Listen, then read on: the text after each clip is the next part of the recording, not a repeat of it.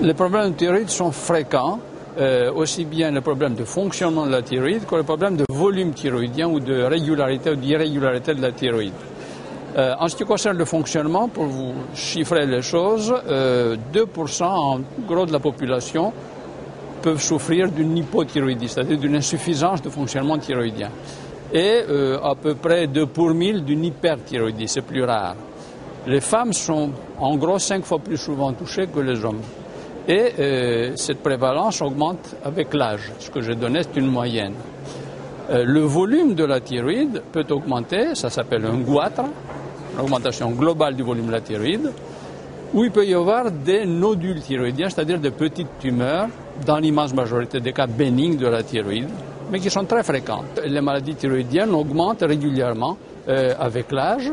Au cours de l'adolescence, il y a un moment, je ne dirais pas à risque, où la thyroïde augmente de volume, comme le reste du corps d'ailleurs, et en cas de maladie infraclinique, on risque d'avoir une maladie qui devient cliniquement significative.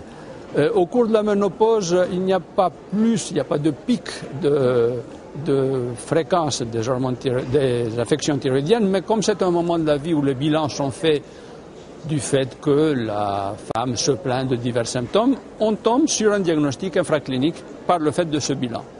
Enfin, au cours de la vie, avec des affections intercurrentes comme des dépressions ou des maladies cardiaques, des médicaments comme le lithium, largement prescrit en psychiatrie, ou les médicaments contenant beaucoup d'iode, largement prescrits en cardiologie, peuvent venir perturber un fonctionnement thyroïdien qui était normal jusque-là.